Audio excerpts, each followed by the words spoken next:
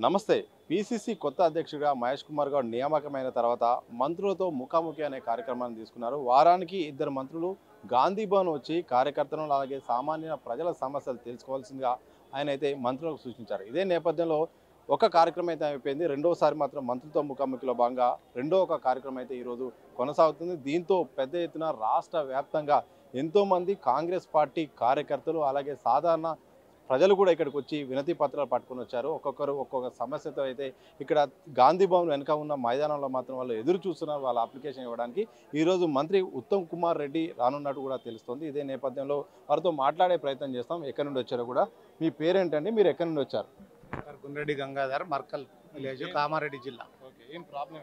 Problem ధరణిలో land extent తక్కువ పడ్డదంటే మండల స్థాయిలో అయ్యే పని జిల్లా స్థాయి కలెక్టర్ గారి దగ్గరికి వెళ్ళినా కావట్లేదు.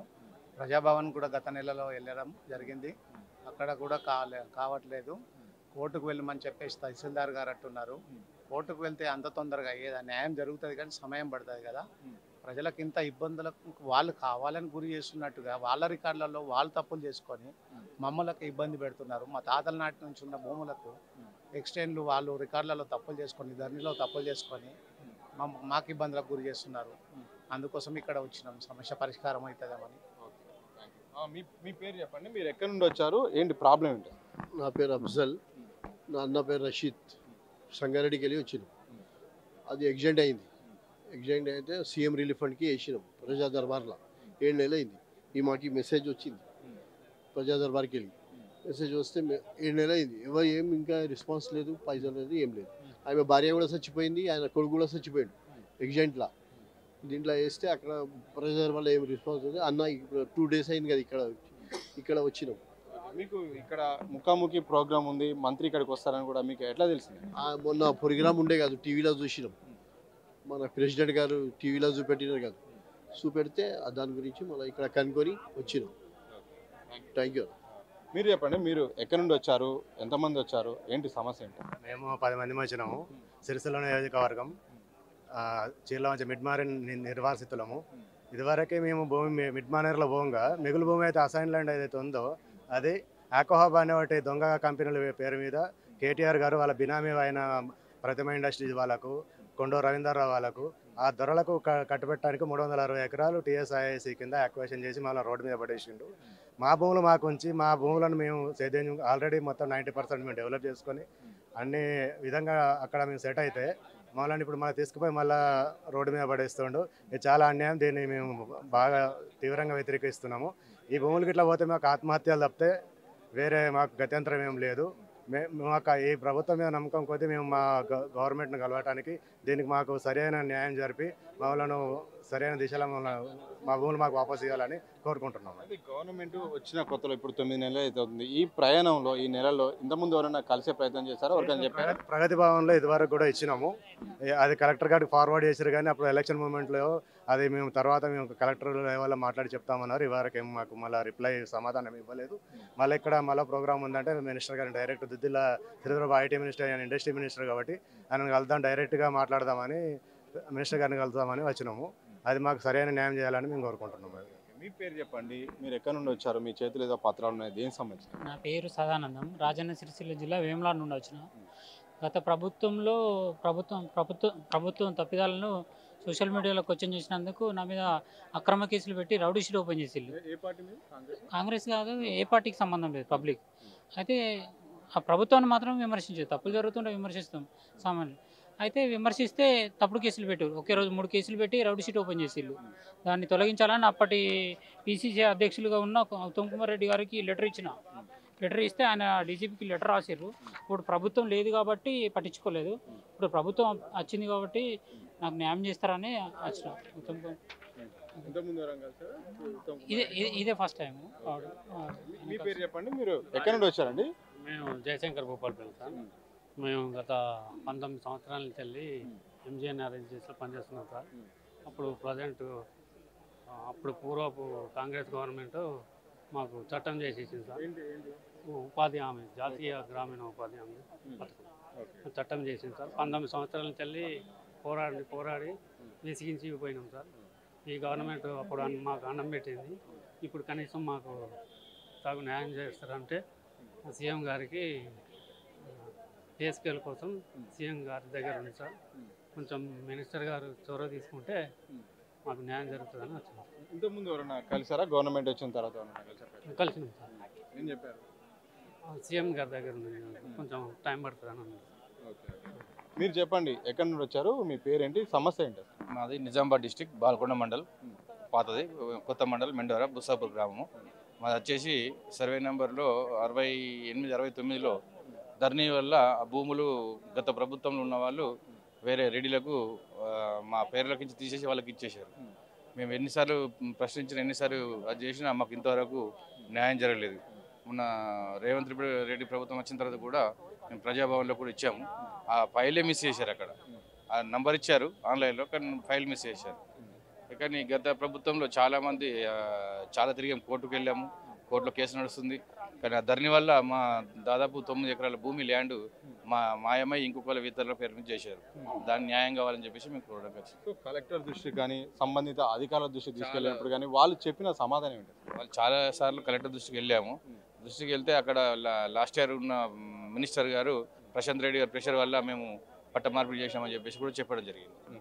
అందుకోసం మేము ఈ ప్రభుత్వంలో న్యాయం జరుగుతుందని చెప్పేసి ఇక్కడ శ్రీధర్ బాబు సార్ ఈరోజు వస్తువులను తెలుసుకుని వచ్చాము. మొత్తంగా 100 మందికి అయితే గాంధీ భవన్కి అయితే చేరుకున్నారు. గాంధీ భవన్లో ఈరోజు మినిస్టర్ ఉత్తమ్ కుమార్ రెడ్డి వస్తున్న నేపథ్యంలో చాలా మంది కూడా అప్లికేషన్ కూడా పట్టుకొచ్చారు. ఎక్కడి నుండి వచ్చారండి? మీ పేరేంటి, మీ సమస్య ఏంటి? కరీంనగర్ నుండి వచ్చారా? షాపూర్ నగర్ మాది. చెప్పండి, ఏం జరిగింది? ఇది ప్రజాపాలనలో మేము 200 యూనిట్ కరెంట్ పెట్టుకోలేదు అప్పుడు, మా తెలియక ఇప్పుడు పెట్టుకుందామని వచ్చాము. ఎంతమంది? మేము ఒకరే వచ్చాము. మీరు ఒక్కరు వచ్చారు. ఏమంటున్నారు అధికారులు కూడా? ఇంకేం వాళ్ళు లోపల పంపించలేదు కదా, పంపిస్తారు.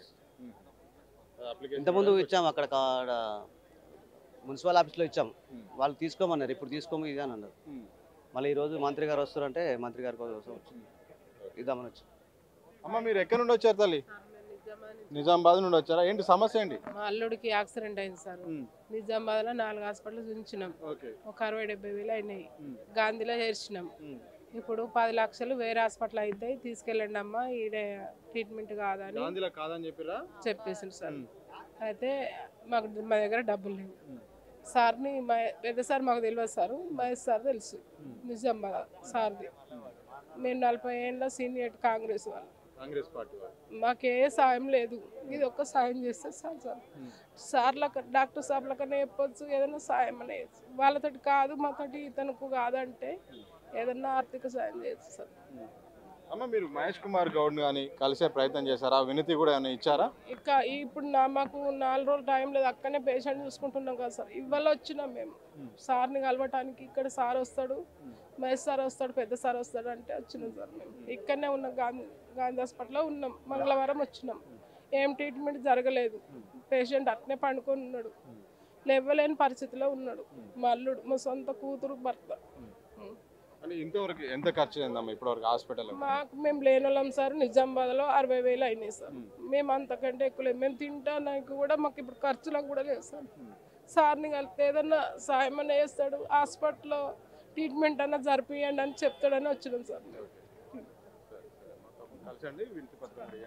ఇంకా చాలా మంది కూడా క్యూలో ఇక్కడ నిల్చున్నారు. కొందరు చైర్లు సరిపోక కూడా బయట నిలబడి కూడా వాళ్ళు వినతి ఇవ్వడానికి కూడా సిద్ధంగా ఉన్నారు. సార్, మీరు ఏంటి సార్, మీరు అంత బ్యాగ్ పేపర్లు కూడా పట్టుకొచ్చారు, ఏంటి మీ ప్రాబ్లం ఏంటి, ఎక్కడ నుండి వచ్చారు? మేము నిజామాబాద్ డిస్టిక్ నైపేట నుంచి వచ్చినాము. మా 3వ తారీఖు 7వ నెల 4 గోదలు దొంగతనం అయినాయి. అంతకుముందే పోలీసు వాళ్ళతోని ఆ దొంగలు కనెక్ట్ అయ్యి పోలీసులతోని వర్క్ చేయనీయకుండా కింది స్థాయి పోలీసు వాళ్ళని పట్టుకొని మీ ఒక జంతువులు ఎవరు దొంగతనం చేస్తారో వాళ్ళకి మీకు తెలిసి మీరు కంప్లైంట్ ఇచ్చారా? తెలిసి కంప్లైంట్ ఇస్తే అక్కడ ఉన్న అధికారి కంప్లైంట్ తీసుకునే అధికారి ఇది జడ్జి ముంగడికి పోతుంది, చాటభారతం రాయకిందో ఖాళీ పోయినాయని రాయని చెప్పేసి అన్నాడు. మేము అంతే రాసినాం. తీసుకెళ్ళిన వాళ్ళు 5గురు మొత్తం.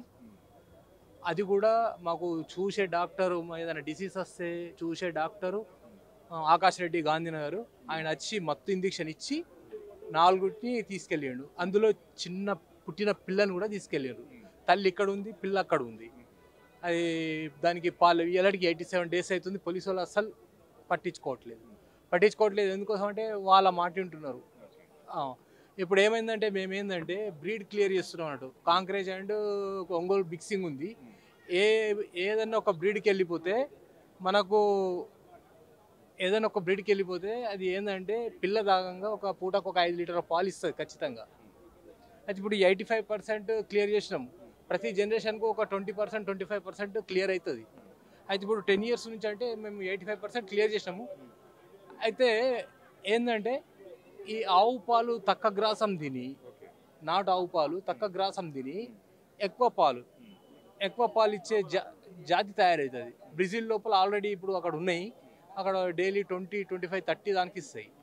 అయితే వాళ్ళ గైడెన్స్ ప్రకారం DNA చెక్ చేయించుకుంటూ అదేంటి డ్రై ఫ్రూట్స్తో సహా ఫుడ్ చేంజ్ చేస్తూ వాడికి మిల్క్ వే పెరగడానికి మేము అన్ని విధాలుగా మెయింటైన్ చేస్తున్నాము. ఇప్పుడు 85% క్లియర్. దానికి పుట్టుడే 40 kg బేబీ పుట్టింది, కంక. దాని గంగడోలు అది హైలైట్ ఉంది. అదే అది ఒక 2 years పెద్దగా అయిన తర్వాత ఏదన్నా ఆవు మీద దాటినప్పుడు ఖచ్చితంగా ఆ పిల్ల పుట్టిన పిల్ల తాగంగా పూటకు 5-6 లీటర్ల పాలు ఇస్తుండే. అలాంటి వాటి తయారు చేసినాము. ఇప్పుడు మొత్తం DNA మొత్తం చేంజ్. దానికి పాలు లేదు, పిల్లకి పాలు లేవు ఇప్పుడు. అసలు అది ఎంత వరుతుందో అసలు అది పట్టించుకుని నాదుడే లేదు. అయితే ఈ ఆవు పాలతో ఏం లాభం అంటే పుట్టిన పిల్లలకు నేటి తల్లులకు పాలు లేవు. ఒక్క నెల కంటే ఎక్కువ పాలు ఇవ్వడం లేదు. అంతా డబ్బా పాలు ఇస్తున్నారు. ఈ పాలు తాగిస్తే పిల్లలకు రోగనిరోధక శక్తి ఒకటి పెరుగుతుంది. రేపు పెద్దగా అయినా కూడా ప్రేమ వివాహాలు ఇటువంటి ఏమి ఉండవు. ఉగ్రవాద లక్షణాలు, తీవ్రవాద లక్షణాలు ఉండవు. బలమైన సమాజం నిర్మాణం అవుతుంది. ఇంకొకటి ఏంటంటే ప్రతి మహిళ లోపల ఈ పిల్లలు పెద్దగా అయిన తర్వాత పరదేవతను చూస్తారు. మేము ఎక్కువ అలౌకిక విషయాల్లో సంగ్రామంలో ఉంటాం కాబట్టి ఈ లౌకిక విషయాలు, ఈ పోలీస్ వ్యవస్థ ఇవన్నీ ఎక్కువ తెలియవు. వాళ్ళు ఈజీగా మోసం చేసి ఆట ఆడిస్తున్నారు. ఇలాంటి 87 days అయింది, ఇంతే ఉన్నది. ఆల్రెడీ నేను 3వ తారీఖు నాడు పోయింది. 5వ తారీఖు నాడు ముదక్పల్లిలో ఉన్నాయని గైడెన్స్ వచ్చింది. వెంటనే నేను సాయంత్రం పూట వెళ్ళిన, నైట్ పూట. అది పెద్ద ఫారెస్ట్, మొత్తం దొంగల ఏరియా. అక్కడికి వెళ్తే 1 kilometer దూరం నుంచే వాళ్ళు మాకు తొరిమిండ్రు. ఆ చీకట్లో మాకు దారి తెలియక ఏం తెలియక మేము రోడ్డు పట్టుకొని అట్లా 12 కొట్టాక మేము వచ్చేసినాము. ఈ పోలీసు వాళ్ళ దగ్గర రాక డైరెక్ట్ ఒక 4 పెద్ద మనుషులు తీసుకొని ఆ ముదకు వెళ్తాండి మైనాడు తిప్పలకి నాకు ఆవులు వచ్చేస్తుండే. పోలీసు వాళ్ళ దగ్గరకు వచ్చి కావాలని లేటు కింది స్థాయి అధికారులు చెప్పుట్లా, ఎస్ఐకి తెలియదు ఇదంతా. కింది స్థాయి అధికారులను పట్టుకున్నట్లా లేట్ చేసి లాస్ట్కు ఆ ఎస్ఐని కూడా ఇప్పుడు చేంజ్ చేసేసారు, మార్పిడి చేసేసారు. ఇది సంగతి జరిగింది. ఎక్కడి నుండి వచ్చినావు? ఎక్కడి నుండి వచ్చినావు? మాది కరీంనగర్ జిల్లా వీనవంక మండలం. మేము అక్కడికి వచ్చాము. ఇక్కడికి మేము వచ్చింది ఎందుకంటే ఇక్కడ శ్రీధరబాబు ప్రోగ్రామ్ ఉంటే వచ్చినాం. మేము ఇటుకి వచ్చినాక రూట్ మార్చిరు, ఉత్తకొమ్మని చెప్పారు. మేము 40-50 సంవత్సరాల నుంచి వెళ్ళి మేము కాంగ్రెస్ పార్టీలో పనిచేస్తాను. సర్పంచ్ చేసినాం, ఎంపీటీ చేసినాం, ఇవన్నీ చేసినాం. 50 సంవత్సరాల నుంచి చేసినప్పటికీ కూడా ఇదివరకు కాంగ్రెస్ ప్రభుత్వం వాళ్ళు నాకు ఇదివరకు నాకు కానీ నా భార్య సర్పంచ్ చేసింది, ఎంపీటీ చేసింది, నేను సర్పంచ్ చేసిన, ఎంపీటీ చేసినాం, అన్ని పదవులు చేసినాం ఊరు మందు. ఒక్క నామినేట్ పదవి అనేది కూడా నాకు ఇదివరకు ఇవ్వలేదు. ఇప్పుడు శ్రీధరబాబు మా జిల్లా మనిషి, కరీంనగర్ జిల్లా మనిషి. మరి మాకు నామినేట్ పదవి ఇస్తాడా ఇయ్యడా ఏ సంగతి అడుగుతామని వచ్చినాం మేము. కానీ ఆయన రాలేదు. ఉత్తమం అని అడిగితే మాకు బలం లేదు. దీనికి ఇదే సంగతి.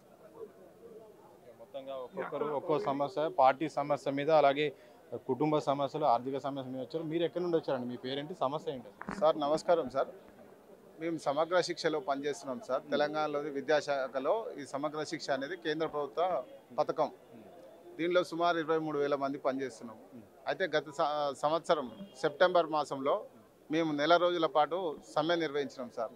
ఆ సమ్మెకు స్వయంగా ఇప్పటి ముఖ్యమంత్రి, అప్పటి PCC అధ్యక్షులు రేవంత్ రెడ్డి గారు హన్మకొండ జిల్లాలో ఏకశిలా పార్క్ దగ్గర జరిగిన ధర్నాలో పాల్గొని మీ సమస్యలన్నీ పరిష్కరిస్తాము, కాంగ్రెస్ వస్తే ఛాయ్ తాగేలోపు మీ సమస్యలన్నీ మిమ్మల్ని కూర్చోబెట్టి మీ సంఘాలతోటి మాట్లాడి మీ సమస్యలు పరిష్కరిస్తామని,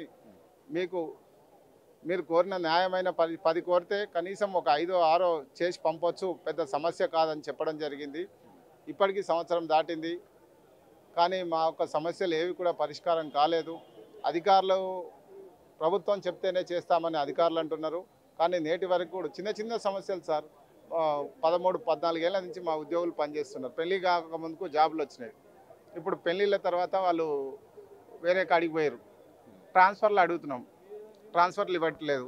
అదేవిధంగా గతంలో ఉమ్మడి జిల్లాలు ఉండేది, ఇప్పుడు జిల్లాలు బైఫర్కేట్ అయినాయి. కాబట్టి స్థానికత ఆధారంగా అంతర్జిల్లా బదిలీలు కోరుతున్నాం, అవి ఇవ్వట్లేరు. కనీసం ఎంటీఎస్ మినిమం టైం స్కేల్ అడుగుతున్నాము, అది ఇవ్వట్లేరు. రెగ్యులర్ అడిగిన చేస్తా అన్న ముఖ్యమంత్రి ఇంతవరకు ఎలాంటి పనులు జరగట్లేవు. కాబట్టి ఈ ముఖ్యమంత్రి గారు ఇప్పటికైనా మా మీద దయదలిచి రెగ్యులర్ చేసి అదేవిధంగా ఈ చిన్న చిన్న సమస్యలన్నీ పరిష్కరించాలని కోరుతున్నాం సార్. మొత్తంగా 317 సంబంధించిన బాధితులు కూడా ప్రస్తుతం మనతో ఉన్నారు. ఇక్కడ అప్లికేషన్ వేయడానికి కూడా వచ్చారు. ఏంటండి ప్రధానంగా మంత్రి గారికి ఎలాంటి వినతి ఉన్నారు, మీ సమస్య ఏంటి అసలు? సార్ నేను రాపుల శేఖర్ సార్. నేను 317 బాధితుడిని, నర్సింగ్ ఆఫీసర్గా పనిచేస్తున్నా రిమ్స్ ఆదిలాబాద్లో సార్. సో విషయం ఏంటంటే సార్, మేము గత ప్రభుత్వంలో 317 బాధితులం సార్. చీకటి జీవో తీసుకొచ్చి రాష్ట్రంలో ఉన్నటువంటి ఉద్యోగులని ఇష్టం వచ్చినట్టుగా చెల్లా చెదురుగా పుట్టుకోకళ్ళకి చెట్టుకోకళ్ళకి వేరు చేయడం జరిగింది సార్. సో ఇప్పుడు మా ఉద్దేశం ఏంటంటే, కాంగ్రెస్ ప్రభుత్వం రావడానికి అంటే ముందే రేవంత్ రెడ్డి గారు ప్రతిపక్ష నేతగా ఉన్నప్పుడు, టీపీసీసీగా ఉన్నప్పుడు 317 బాధితులను 48 గంటలలో త్వరగా మీ ఇంటికి మిమ్మల్ని పంపిస్తాము, మీ యొక్క జిల్లాకు మీ జోన్లకు పంపిస్తామని చెప్పినారు సార్. 48 గంటలు అయిపోయింది, 8 నెలలు అయిపోయింది సార్. సో ఇప్పటికీ సబ్ కమిటీ క్యాబినెట్ మీటింగ్ పెట్టడం జరిగింది. పూర్తి సమాచారాన్ని చేస్తున్నారు తప్ప రేపు మాపు ఇవాళ సాయంత్రము 2 రోజులు 48 అవర్స్ అంటారు తప్ప ఇంతవరకు ఏం కాలేదు సార్. 8 మంత్స్ అయిపోయింది సార్. సో ఇంకొకసారి ఏంటంటే, ఈ దూదిలా శ్రీధర్ బాబు గారు Congress party manifesto committee chairman గారు, సో ఈ కాంగ్రెస్ మేనిఫెస్టో కమిటీలో క్లియర్గా మెన్షన్ చేసారు సార్. ఏమనంటే 317 బాధితుల విషయాన్ని సమీక్షిస్తాం, దాన్ని కావాల్సిన సవరణలు చేస్తాం, వాళ్ళకి తక్షణమే రిలీఫ్ ఇస్తామని చెప్పేసి మేనిఫెస్టోలో పెట్టడం జరిగింది. అందుకనే ఈరోజు అంతేకాకుండా sir manifesto committee member plus 317 cabinet కమిటీకి మెంబర్ కూడా, అంటే మేనిఫెస్టో కమిటీ మెంబరు 317కి క్యాబినెట్ కమిటీకి మెంబరు. సో 2 విధాలుగా. కాబట్టి ఈరోజు first time sir Sridhar Babu గారు ఇక్కడికి వస్తున్నారు కాబట్టి వారికి ఒకసారి మా మెడికల్ అండ్ హెల్త్ జేఏసీ తరఫున ఒక వినతి పత్రం ఇవ్వాలని ఇక్కడికి రావడం జరిగింది. సారు మళ్ళీ ఈ యొక్క రిప్రజెంటేషన్ చూసైనా ఇప్పటికి చాలా మంది చనిపోయారు సార్. 30 ఈ దేశంలో ఏ ఉద్యోగి కూడా ఒక జీవో వల్ల చనిపోలేదు సార్. 30 మంది ఉద్యోగులకు పైన మరణాలు సంభవించినాయి. ఆ తర్వాత నెక్స్ట్ ఇంకో విషయం ఏంటంటే, యాక్సిడెంట్లకు గురి అయిపోయినారు సార్. ఆ తర్వాత జబ్బులు లేని వాళ్ళకు జబ్బులు వచ్చినాయి సార్. జబ్బులు ఉన్న వాళ్ళు ఆల్రెడీ సిక్ అయిపోయి హాస్పిటల్లో పడ్డారు సార్. రీసెంట్గా ల్యాబ్ టెక్నీషియన్ అనే అతను పిఎస్సీలో మత్మల్లో పనిచేశారు సార్. కామారెడ్డిలో ఎస్ హరిశంకర్ అనే అతను సార్, కారు రివర్స్ బోల్తే అయిపోయింది సార్. కోతి అడ్డం వస్తే సడన్ బ్రేక్ కొట్టేసి కారు రివర్స్ అయిపోయి హాస్పిటల్ అడ్మిట్ అయిపోయి చాలా ఇబ్బందులకు గురవుతున్నారు సార్. కాబట్టి తక్షణమే ఇప్పటికైనా 317 బాధితులని త్వరగా న్యాయం చేసి తమ స్వస్థలాలకి, వాళ్ళ జోన్లకి, వాళ్ళ జిల్లాలకి పంపించే విధంగా మీ మీడియా ద్వారా, దిశ టీవీ ద్వారా మేము వినవించుకుంటున్నాం సార్. ఒక పెద్ద ఆయన మాత్రం ఫ్లెక్సీతో మాత్రం తన ఆవేదన వ్యక్తం చేస్తూ నడవలేని పరిస్థితిలో కూడా కూర్చొని కూడా ఫ్లెక్సీ పట్టుకున్నాడు. ఎక్కడి నుండి వచ్చారండి? ఏంటి అసలు మీ ప్రభుత్వం ఏదో రాశారు, మొత్తం దర్యాప్తు జరుగుట కొరకు అభ్యర్థన రాశారు, ఏంటి ఏం జరిగింది మీకు? అన్యాయం నాకు రోడ్డు సైడ్ 2 గుంటల స్థలం ఉండే. ఎక్కడండి? ఎక్కడి నుండి వచ్చారు? అంబాల గ్రామం, కమలాపురం మండల్, హన్మకొండ జిల్లా. దాన్ని ప్రజాప్రతినిధులు మాజీ ప్రభుత్వ పెద్దల సహకారంతో ఊళ్ళో ఎంపీటీసీలపురం అధ్యక్షుడు ఆక్రమించుకునే ప్రయత్నం చేస్తాడు. 2 గుంటల రోడ్డు సైడ్ ఫ్లాట్. చాలాసార్లు నన్ను కొట్టిండు, మా కొడుకులను కొట్టిండు. మా కొడుకు జబ్బుపడి 1 సంవత్సరానికి చనిపోయిండు. వాని భార్య బిడ్డ ఆగమాగం అయిపోయిండు. వాళ్ళ బలం ముందు మండల్లో కూడా ఎవరు వాళ్ళకి ఎదురు చెప్పలేకపోతారు. అంతటి బలం కల్లోళ్ళు వాళ్ళు. మీరు ఈ సందర్భంలో అధికారులను కానీ ఎవరైనా పెద్దల్ని కానీ అభ్యర్థన ఇచ్చే ప్రయత్నం చేశారా? మీ సమస్యను చెప్తే ఎలాంటి స్పందన వచ్చింది? వస్తుందని ఆశించి వచ్చినాం. ఇంతకుముందు ప్రజాపాలన కాడికి 2 సార్లు వచ్చిపోయినా. ఆ నుంచి కలెక్టర్ ఆఫీస్కి పోయినా. ఎక్కడికి పోయినా ఏం కదులుతలేదు. మళ్ళీ ఈ ఆశకు ఇవాళ ఇక్కడికి వచ్చినాం, ఏమన్నా జరుగుతాయేమోనని. ఇక అంతా మీకు మాకు ఇది పోయిందంటే మేము జీవితంలో సంపాదించి ఇది ఒక్కటే. ఇది పోతిగా మేము ఆత్మహత్య చేసుకోవడమే శరణ్యం. ఇక మేము ఉండడానికి ఏం లేదు. మా పిల్లలు ఊరు విడిచిపెట్టి వెళ్ళిపోయారు బయటికి. వీళ్ళ భయానికి బాగా బలం కలవాళ్ళు వాళ్ళు. ఈ జాగా వదులుకోవాలి అని కొట్టిండ్లు బాగా. కొడితే మా కొడుకు 1 ఏడాది బతికి చచ్చిపోయాడు.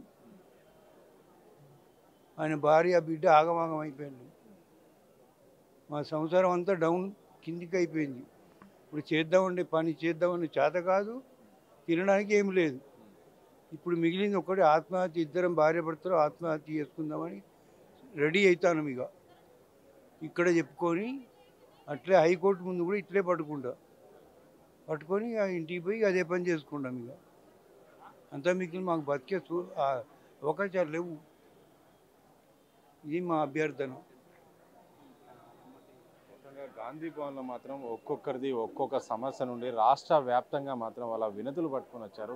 ఒక సమస్య ఇంకో సమస్య సంబంధం లేని విధంగా ఒకరిదేమో భూ సమస్య, మరిదేమో ఆరోగ్య సమస్య, మరొకరిదేమో ఒక్కొక్కది ఒక్కొక్క సమస్య నేపథ్యంలో ఇక్కడికి ఆ ఉద్యోగ సమస్యల ద్వారా చాలామంది అయితే వందల మంది అయితే ఇక్కడ గాంధీ భవన్ చేరుకున్నారు. మాకు మంత్రి గారిని కలిసి వినతి పత్రం ఇవ్వాలని చెప్పారు.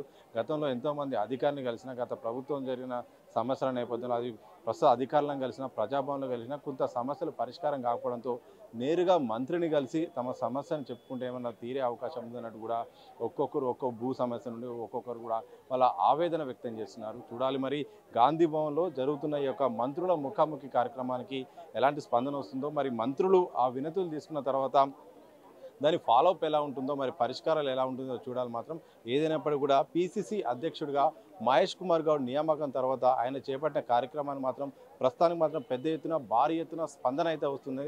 వినతుల పత్రం కూడా వస్తున్నారు. పార్టీలకు సంబంధించిన కార్యకర్తలు కూడా తాము పార్టీని నమ్ముకొని పనిచేశాము, మాకు పార్టీ పరంగా కూడా కొన్ని సమస్యలు ఉన్నాయి, ఇప్పుడైతే అధికారంలోకి వచ్చింది కాబట్టి కొన్ని సమస్యలు తీర్చాల్సిన బాధ్యతలు కార్యకర్తగా మాకు ప్రభుత్వం అలాగే పార్టీ తీర్చాల్సిన అవసరం ఉందని కూడా సొంత పార్టీ కార్యకర్తలు కూడా చెప్తున్నారు. మనం విజువల్లో కూడా చూడొచ్చు. ఒక్కసారిగా వందల మంది కూడా ఇక్కడ చైర్లు వేశారు. చైర్లు లేని వాళ్ళు కూడా బయట నిల్చొని కూడా వినతి పత్రాలు ఇవ్వడానికి అయితే సిద్ధంగా ఉన్నారు.